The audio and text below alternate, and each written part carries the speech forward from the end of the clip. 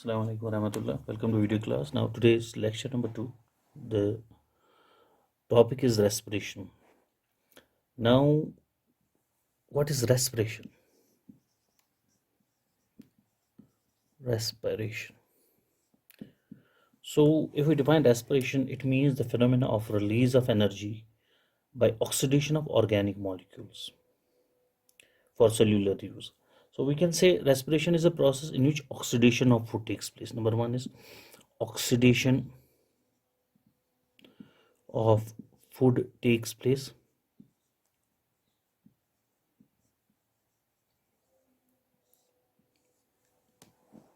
So it's a process in which oxidation of food takes place, or we can define it, it is the phenomena of release of energy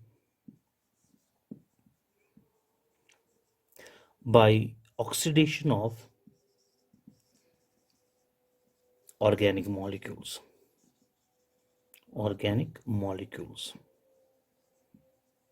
for cellular use. So respiration simply explains that respiration is the phenomenon in which energy is released when oxidation of organic molecules takes place, and that oxidation takes place in the cellular level, that we can say in the cells. That's why it's called cellular respiration. Also, respiration is also a catabolic process. It is a catabolic process. When we say respiration is a catabolic process, that means in which energy is released. It is catabolic process because energy is released in it. Energy is released in it. Or in other words, we can say it's called exergonic process. So this is the definition of the respiration. Now, as far as the types of respiration is concerned, so there are two types of cellular respiration. If I will write types of the respiration, there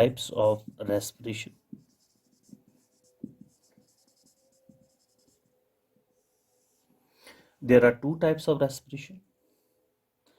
Number first is called aerobic respiration.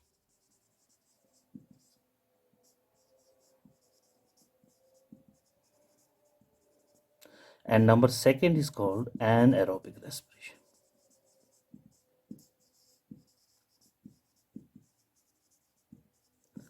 Let us discuss these one by one. What is aerobic respiration and what is anaerobic respiration?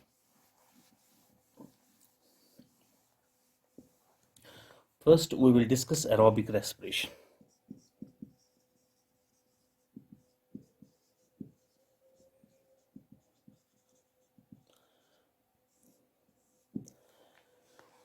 So aerobic respiration is a type of respiration which occurs in the presence of oxygen. We can say it occurs in the presence of oxygen. That means oxygen is used in this type of respiration. And the organisms which undergo aerobic respiration are called aerobes. Organisms are called aerobes.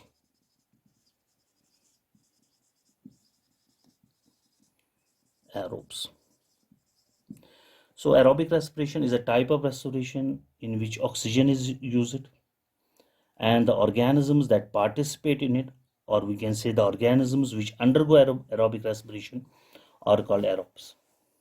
And in this process, in anaerobic respiration, what happens? Food is completely broken down. Food is completely broken down into carbon dioxide,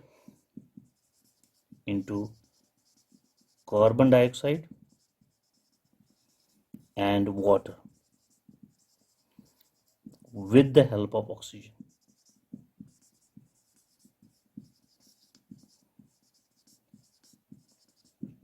And the oxidative breakdown of respiratory substances with the help of atmospheric oxygen is known as aerobic respiration.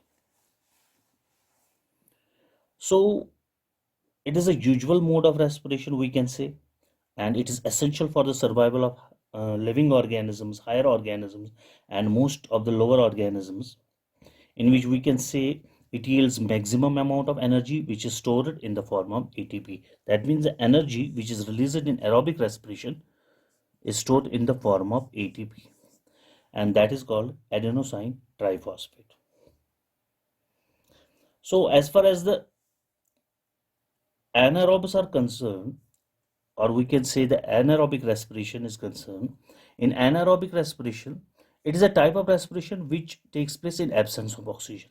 So first we will just write the reaction that takes place in aerobic respiration.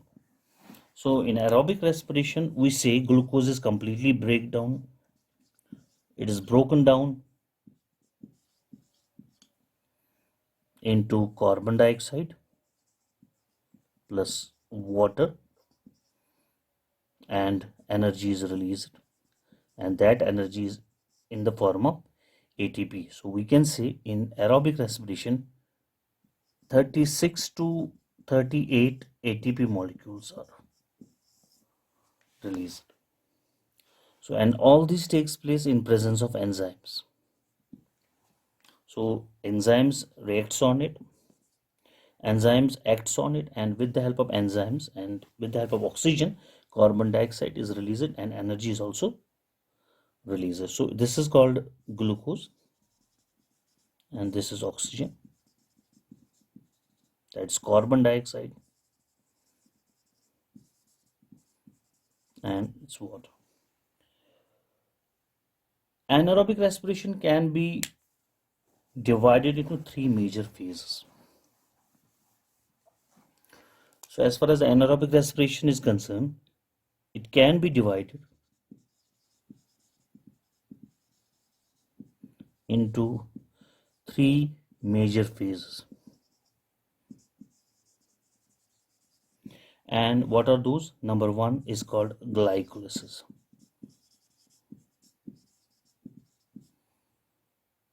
or we can say EMP pathway. What do you mean by EMP pathway? It's called Embden-Merhoff-Parnas pathway. Number second, Krebs cycle, or we can say TCA cycle, trioxycarboxylic acid cycle, or we can say tricarboxylic acid cycle. Number three, electron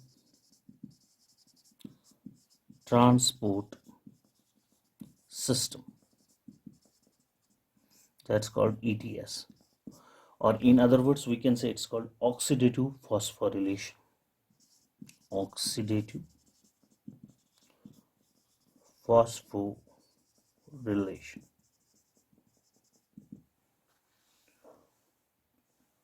So now let's discuss these a little bit. What is glycolysis and what is carboxylic acid cycle and what happens in these cycles. Number first is called glycolysis.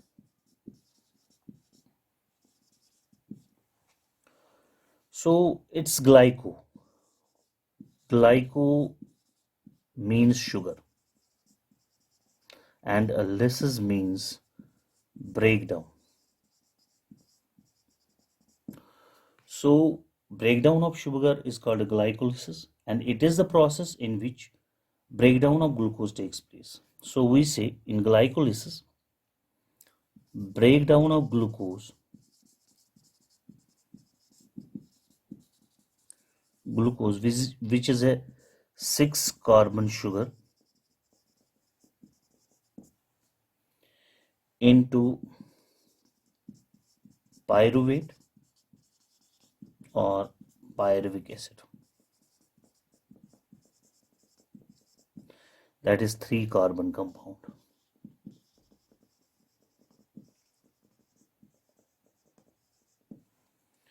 and in glycolysis oxygen is not required. So when oxygen is not required, so we can say it is the first step of respiration, and it's common in both aerobic and anaerobic respiration. That's why we can say glycolysis occurs in both aerobic respiration and anaerobic respiration. Now, next one is, and second important thing regarding glycolysis is that it occurs in cytoplasm of the cell. Glycolysis takes place in the cytoplasm of the cell and in the absence of oxygen. So, and the conversion of pyruvic acid or pyruvate depends on the presence or absence of oxygen. Now, second one is called Krebs cycle. Second one, that's called Krebs cycle, or we say it's called TCA cycle, tricarboxylic acid cycle. And in this we can say breakdown of pyruvate molecules takes place. Breakdown of pyruvate molecules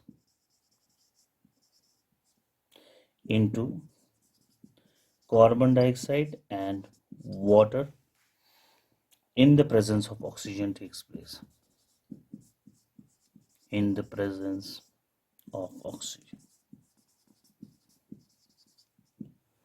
And this Krebs cycles occurs in mitochondria. In mitochondria.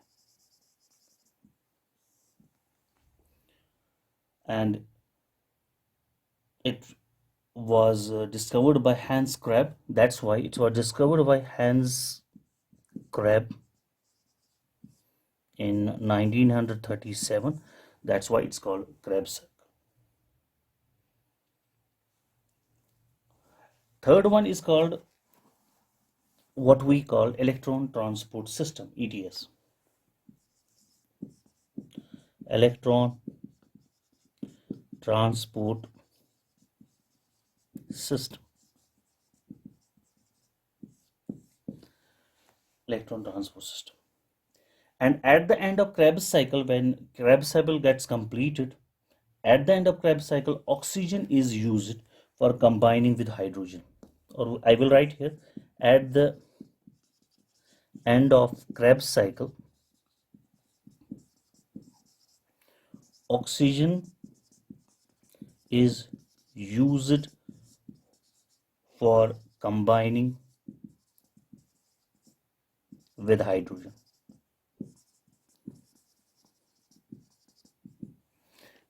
When oxygen is used for combining with hydrogen, the process is called terminal oxidation. Terminal oxidation. So you have to remember that electron transport system is also called terminal oxidation, in which oxygen is used for combining with hydrogen, and terminal oxidation produces large amount of energy in the cell, and it produces, as I have already discussed, that it produces 34 to 36 ATP molecules during aerobic oxidation of one molecule of glucose. That means one molecule of glucose produces 34 to 36 ATP molecules.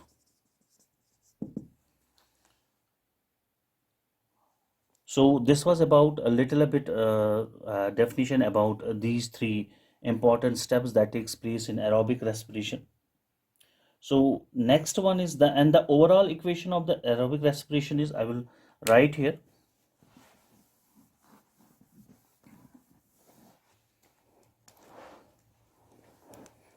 Overall equation of aerobic respiration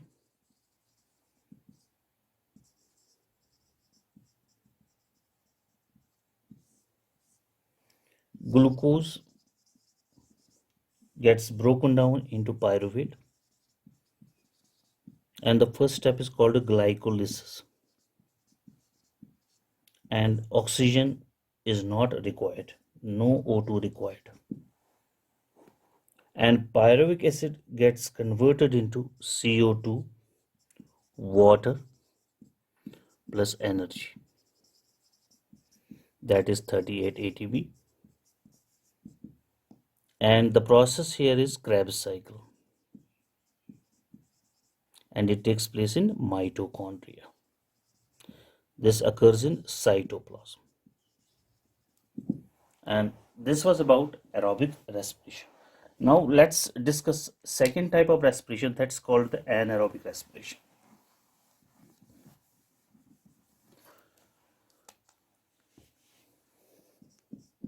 Anaerobic respiration.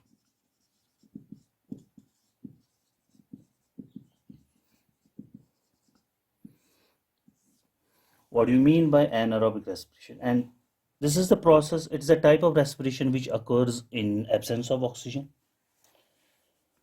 So in this process, oxygen is not required. And the organisms which undergo anaerobic respiration are called anaerobes. So we can give the example, that is yeast, bacteria. So I will write here, it's a type of respiration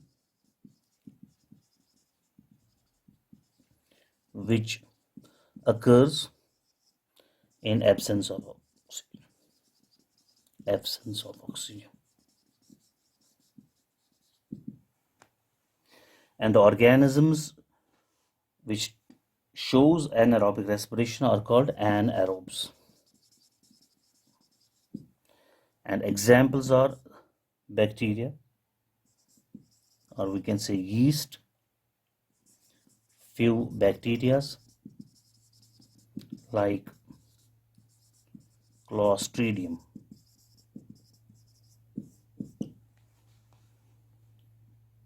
It also occurs in human body.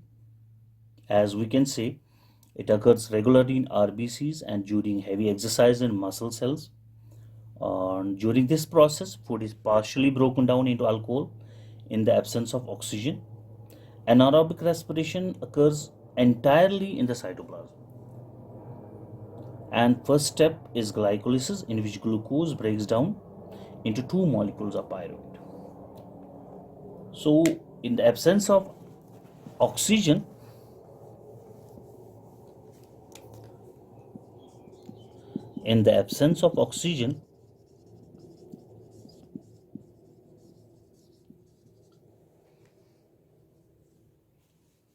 pyruvate is broken either into, we can say, ethyl alcohol, C2H5OH, or we can say in lactic acid.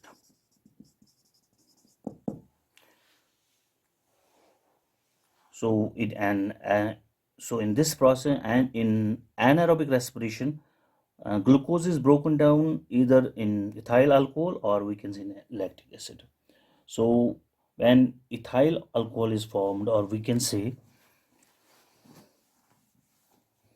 number one, ethyl alcohol is a two carbon compound during yeast fermentation.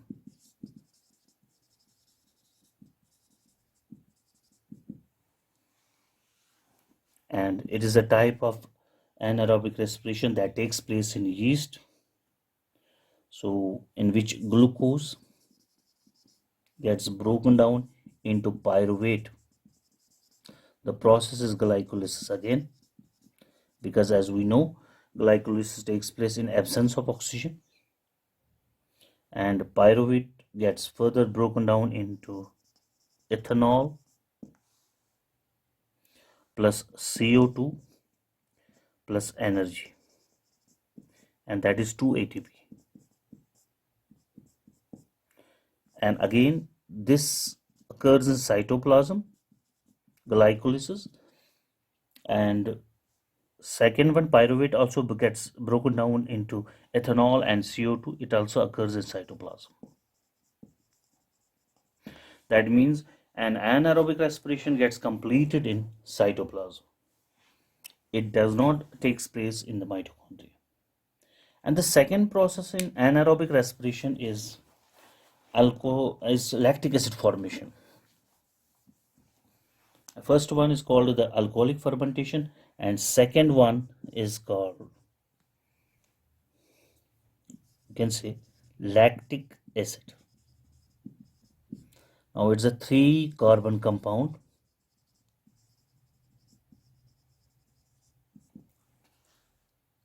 During it is formed during heavy muscular exercise,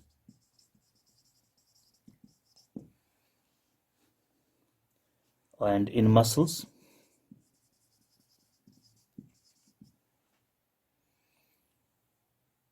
or we can say in muscle cells. Glucose gets broken down into pyruvate again. The process is called glycolysis, and it takes place in absence of oxygen, and pyruvate gets broken down into lactic acid plus energy, and that is 2 ATP. So again here it also occurs in cytoplasm.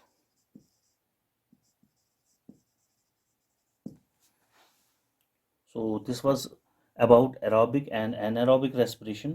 Now as far as the significance of the respiration is concerned, if we will define what are the significance of respiration, why is respiration important for us? Because without respiration, as we know, food is not oxidized, and when food is not oxidized, we cannot get the energy that is present in the food. So as far as the significance of respiration is concerned,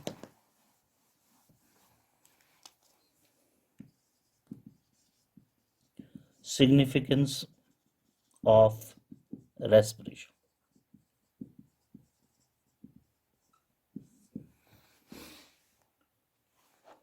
Number first significance is respiration is important for survival of living organisms. It is important for survival of living organisms.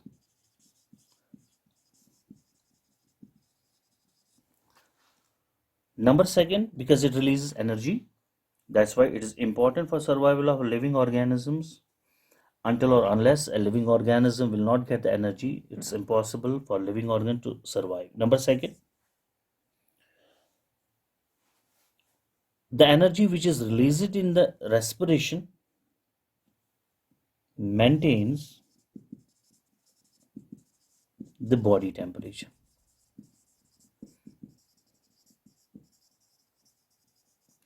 So the first significance is it is important for survival of living organisms. Second important significance is that the it releases energy, because and that energy maintains the body temperature. Number third, carbon dioxide is removed out of the body.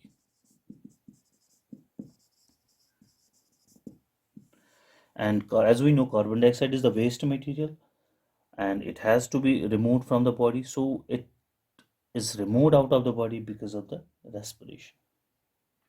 So this was about the respiration and the types of respiration. Now the next topic in this respiration is, that is pulmonary respiration. What do you mean by the respiration in humans? Before discussing pulmonary respiration, or we can say the cellular respiration, now we should know how many types of respiration are there.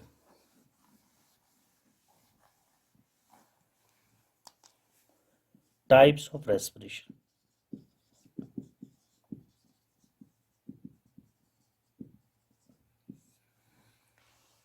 Number one, diffusion.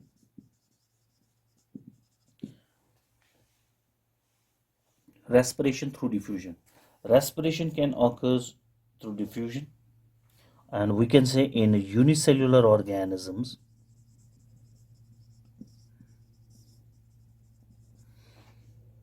like amoeba, paramecium, exchange of gas takes place through general body surface. Exchange of gases takes place through general body surface. General body surface. This is one type of respiration. Second type of respiration is called cutaneous respiration.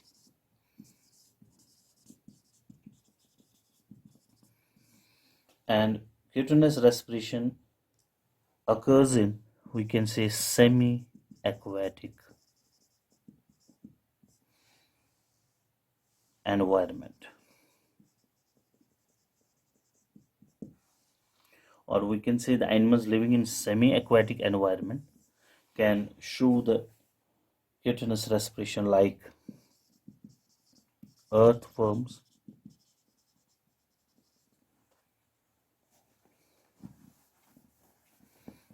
in cutaneous respiration we can give the example of earthworms, leeches, etc. Third one is called branchial respiration.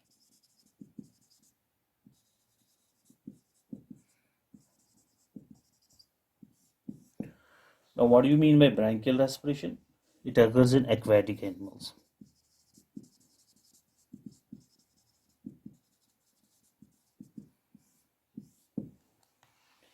It occurs in fish,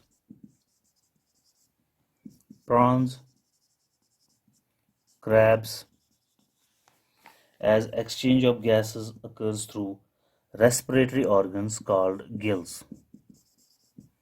So it's called the branchial respiration.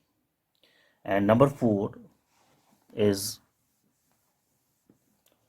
that's called tracheal respiration.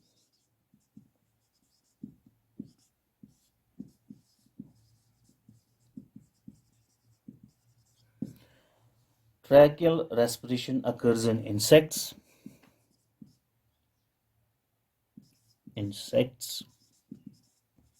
like housefly,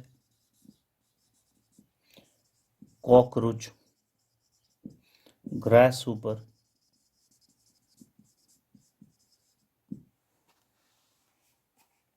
as there are tiny holes present on their bodies. Tiny holes are present on their bodies for exchange of gases, and that's why the holes lead to a network of tubes. That's why it's called tracheal respiration. And fifth one, sorry, that is called the pulmonary respiration.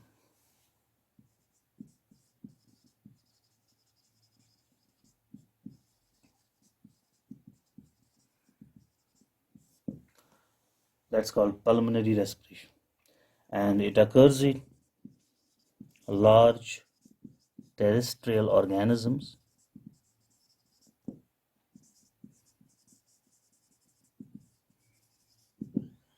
like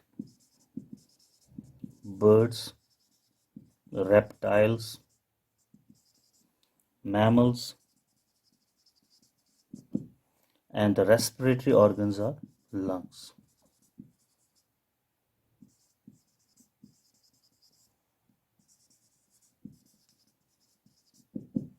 And this type of respiration is called pulmonary respiration, or we can say the gases exchanged through lungs are carried to each and every cell of the body through transporting fluid, that's called blood.